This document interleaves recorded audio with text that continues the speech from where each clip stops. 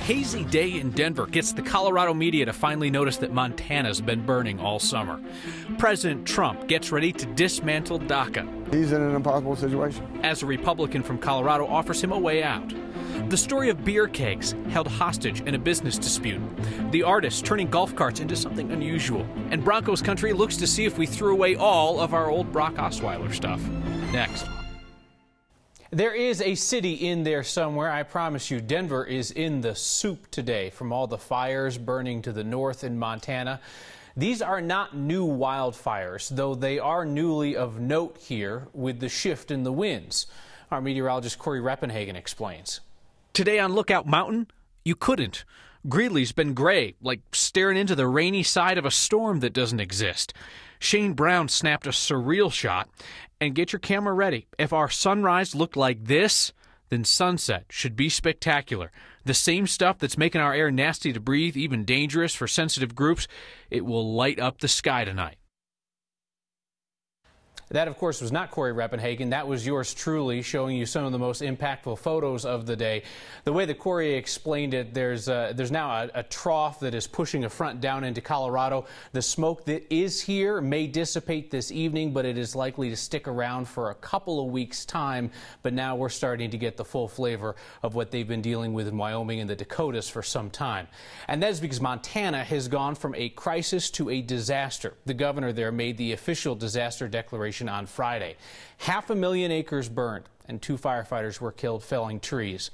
It is true that that state's terrible fire season has been vastly overshadowed by all of the Hurricane Harvey coverage in the media, but those 2 disasters are simply not comparable in the terms of loss of human life as well as the scope of property damage. There are about as many DACA recipients in Colorado as there are people in Golden, Colorado. Folks will be watching tomorrow as President Trump is expected to end that program that protects some of the people brought here illegally as children. And then many of the same folks will be watching Republican Congressman Mike Coffman of Aurora. He wants to force a floor vote in the House to extend DACA. But Coffman's plan may make for better public relations than it does legislative strategy, because it isn't likely to get a vote in traditional channels unless it has support from the majority of Republicans. This district, there'll be Republicans going to be angry at me. But by and large, I mean, it's a big, for these immigrant communities here, particularly for the Hispanic community, it's a big deal. Coffman tells us that he may be on the House floor tomorrow afternoon with what is known as a discharge petition. If he can get 218 signatures on that petition, he could force a vote on his 3-year DACA extension. So figure it out like this. If Coffman gets every single Democrat to sign on, he would need to convince 24 of his Republican colleagues as well. In a world full of wishy-washy political stances, we are hearing some firm words today from Colorado's universities about DACA. Regis President Father John Fitzgibbons reiterated Regis's refusal to cooperate with immigration agents without a warrant. I want to read you a bit of what the father wrote. Regis University will openly and vigilantly stand with our students in the face of any executive order that serves to endanger their safety. He goes on. As God does not abandon his people, neither will we abandon them. God's people are our people. We stand with DACA students and the entire immigrant community. University of Colorado estimates it has 50 to 100 DACA students. They don't specifically ask, so they couldn't pinpoint a number for us. And President Bruce Benson says they are not about to change their procedures. We're getting, phone calls and people saying, what are we doing? And are we going to have a march or not have a march that somebody's going to do? And so the best thing is just put out the fire before it starts. And so that's what we're trying to be ahead of it. Similar to Regis, in a weekend letter to CU students, faculty, and staff, Benson said the DACA recipients will remain welcome on CU's campuses, and he promised that the university will be advocating on their behalf. Well, to help us answer our next question, we have to consider a beer keg and how it sent ripples through our community when a small business failed. Keg from Odyssey Beer Works in Arvada. City of Aurora is going to auction off 6 more like it because the kegs were, as they say on the TV news, in the wrong place at the wrong time. The wrong place was A-Town Pizzeria. The wrong time was when the City of Aurora seized them for back taxes. And there's really nothing we can do about it at this point. And that is how Chris Hill of Odyssey Beer Works came to learn the grainy details of tax law. I don't sell them the kegs. I sell them the beer in the kegs. They have the kegs until they're empty, and then we get them back. Section 130-74 of the Aurora Municipal Code says they aren't getting them back this time because they didn't file a lease agreement for the kegs with the city. Ain't nobody got time for that. Someone at the city used an example of Coca-Cola runs into this all the time because they don't file this documentation, and so it's just a cost of doing business. They move on and don't worry about it. We're not quite the size of Coca-Cola yet, so maybe someday this won't be a concern to me, but right now $600-700 matters. Which is why Chris is thinking about going to that tax auction. I fundamentally oppose having to buy my stolen property back from the city. But if everybody's nice enough to just let me bid $5 and get all my kegs back, I'd probably do that. So I may show up just to see what happens. Law is pretty clear on this. Even Chris's attorney says the city is in the right. We just thought it was an interesting example of the ripple effect of a restaurant closure. And consider that an estimated 40% of new restaurants in the metro area will fail. In the flooding that followed Hurricane Harvey, the line between journalists and rescuers blurred a bit. News crews out covering the storm were in a good position to help people to safety, and they did so again and again, including our Noel Brennan and Adam Vance. They went to Texas to work for our sister stations there, and they just returned on Friday. Adam shares his perspective. This water has crept a lot further. It is a lot deeper, and you can certainly feel a current just even walking in water like this. This was a storm that really made me realize how important this industry is. It is about the storytelling, but it's not always about the storytelling. In my opinion, after this storm, people depended on us being on the air. People depended on us to give them information of what it looked like in that specific area. We were also checking out Derry Ashford over to my left. Here on this street, down this road, I'll tell you, this water has come up some 50 yards or so since yesterday. I didn't think I'd be there more than 2 or 3 days. When we flew in on Thursday, I'm thinking, I'm going to be back with my family on Sunday. It'll be fine. Sunday turned to Monday, which turned to Tuesday. And what's interesting about it, too, is it wasn't that they wanted to send us home. It was we couldn't get out. People are coming off boats with everything that they could manage to carry and place on a boat. Some had 1 suitcase, some had 2. One of the couples that we grabbed had 2 suitcases, 2 dogs, and a cooler. That's it. That's all they had left of their possessions. Ended up being 8 days. 8 days. And you know what? I would do it again. I didn't want to leave. I wanted to stay and help. Because when I was on that boat, I was helping people.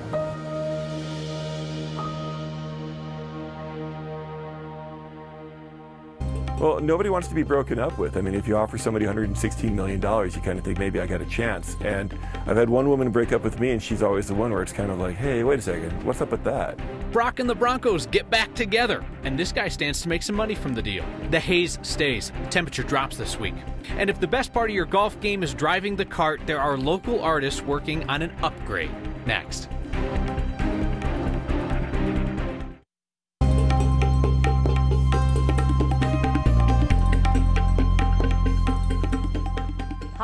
Hazy and nasty air quality. I'm meteorologist Kathy Sabin. Some relief on the way from a cool front already moving into northern Colorado. You're probably ready. 97 yesterday, 94 today. It's September. We should have crystal clear blue skies and comfortable temperatures this time of year. Tonight, tracking isolated storm, bit of wind and lightning. The wind, though, is not helping to improve the air quality just yet, but it will as the winds shift on the back side of the front out of the east-northeast. Tomorrow, more cloud cover than sun, and temperatures some 20, maybe 25 degrees cooler than the temperatures that we reported as highs today. Not much moisture, unfortunately. We certainly could use that, but we'll take the cool down and an improvement in the air quality. Advisories out for poor air quality tonight, probably again tomorrow with our low at 53. The haze, the wind, the smoke continue, but tomorrow we have a mix of clouds and sunshine, temperatures in the upper 60s, low to mid 70s, and then just comfortable temperatures for the rest of this week. Only isolated storms heading into next weekend. Of course, the Broncos take the field next Monday. Right now, it looks dry and warm, and wow, you cannot see anything up in the high country today. Nasty. The most Colorado thing we saw today is just a bike. But it is attached to the back of a semi-truck. So that's got to be seriously tough to rig up. I mean, well, hooking up the bike and then figuring out a way to stay healthy and active when your job calls for you sitting behind the wheel for hours at a time. That is why we salute this very innovative driver, spotted by John Goggin on I-25. We have met a whole lot of inventive artists working on creative canvases, but the man you're about to meet transforms golf carts into something out of the ordinary. 2 decades after Tim Hall of Denver first had his odd idea, he's still rolling with it. We see his work through the lens of our Cody Broadway. When these are done, I want them to look like a show car or like your custom motorcycles that are $40,000. That was the whole point. I build them by hand, I build them myself, and I put my heart into it. These are 4 to 6 weeks of pretty solid work. Reinforcing, everything's got to fit, everything's got to be made, everything's got to go to place. Details in a lot of cases really make the difference. It's the huge difference between something that just looks okay to something that looks great. Dude, we got 5 days. Actually, 4.5 days. Let's just stick with 4.5.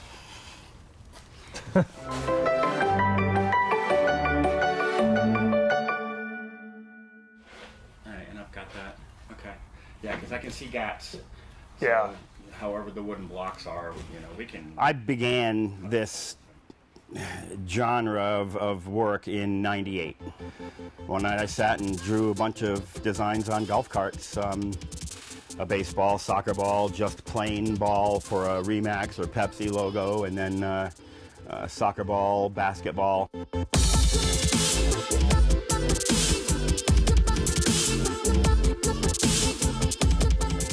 I'm guessing people have them in dumpsters and sitting in their backyard with weeds growing up through them. No, I'm just kidding. This current one is going to Envision Tees, a t-shirt company near the Dyersville, Iowa Field of Dreams. My job is to fabricate and sculpt the baseball hat that is going to be on top of the golf cart itself.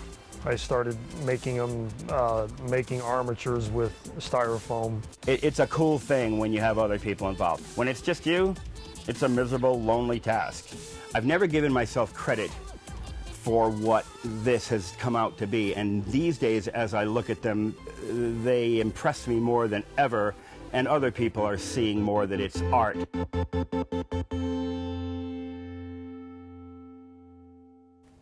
Tim's first golf cart creation sold for $10,000 a piece, and today his custom carts go for $16,000 to $20,000.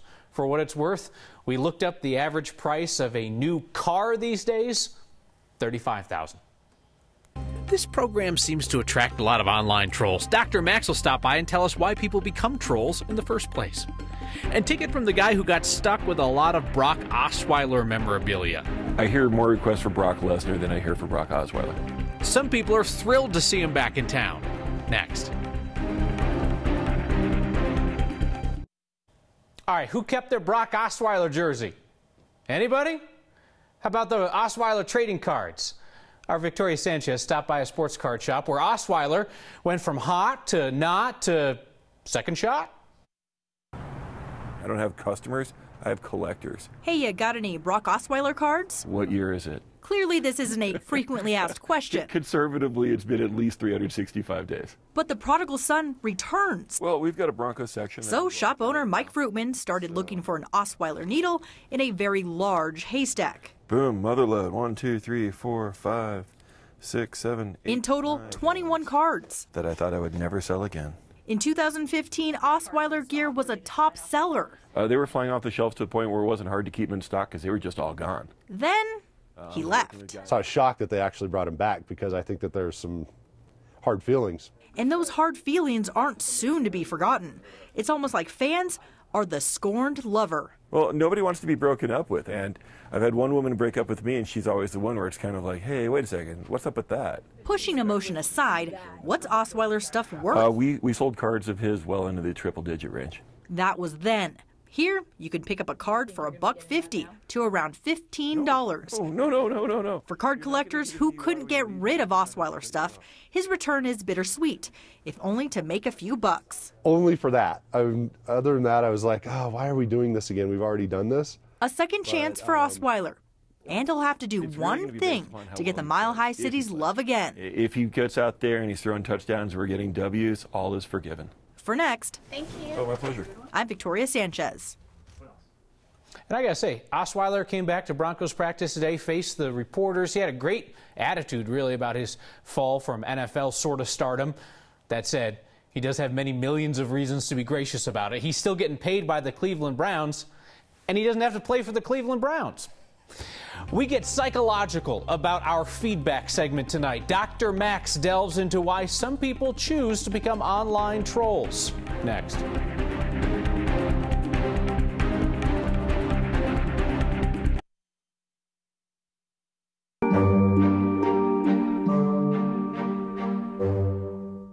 All right, Dr. Max, I brought you to my desk because I have a question about viewer interaction. There's been a lot of talk about trolls online lately. Trolls are everywhere, yeah. So I tweeted the other morning that there's a fly in the studio. It keeps flying in my face. Always fun when you're reading the news. All right, so then there's a guy who responds in a passive-aggressive whatever. Wow, that must be difficult. How do you feed your children and fill your tank with gas under these circumstances? Right. To which I responded with a passive-aggressive good morning to you. and then it went from there, didn't it? It goes on and on and on. For how long? Like an hour or so? About an hour. I mean, it was sporadic. Sure, I was working and tweeting back to the guy. But in the end, and this has happened to me twice now, in the end, I'll show you the final reply from this guy. Right. He says, I'm having a rough time and taking it out on you. I'm sorry I'm a jerk. And to which I responded, no worries, I hope we get everything all sorted out. Yeah. Why do people do this? Well, first of all, congratulations, Scott. That's, you got to be a bigger person to be able to say something like that, to admit that you are the jerk online. And, it's really easy to do that. It's a defense mechanism that Freud, way back when, identified as displacement. So we take our negative feelings about whatever's going on and we displace them onto something that has nothing to do with it. So the classic example would be your boss yells at you at work. I know that happens to you all the time. Yeah, all Steve. the time, constantly. And then you go home and you smack your cat. I do. And so that you have displaced your anger on the kitty, which you don't do. That you don't hit your cat. He loves me. That's what we do online. That we're in a bad mood for whatever reason, and then something just catches our eye on Twitter or on Facebook, and we go for it, and we displace that anger. Which we expect, but it's just surprising that at least twice now I've had this response of like, I'm just going through a really rough time, and I'm thinking like, I feel bad for you, but why are you attacking someone? Right. Who's just tweeting something innocent. Yeah, well, and it's sad that it's unexpected that somebody would apologize to you online, but it is. And so this guy Scott, you got to hand it to him. That he's probably a really good guy who was having a bad time. He realized it. All of a sudden, he's humiliated. He realizes, God, I am the jerk in this situation, and he's big enough to admit it. That's actually a pretty cool skill to have. Because there are a lot of people out there who don't recognize. I never recognize it. So Scott's a polite troll. Scott's a polite troll. The guy was having a bad day. He realized it. He fixed it. Hopefully, that he was able to move on from there. All right. Hopefully the polite troll movement continues. Polite trolls. That's not a bad thing. Dr. Max, thanks so much. Yeah. We're going to rename our feedback segment Displacement Theater. No, actually, most of the stuff you guys send us is pretty good. Like this gem from Brian Olson, who writes, looking for a Sports Authority store to buy an Osweiler jersey. Whew. That's not smoke and haze in the air today, kids. That's just the shade that Brian's throwing down. See you next time.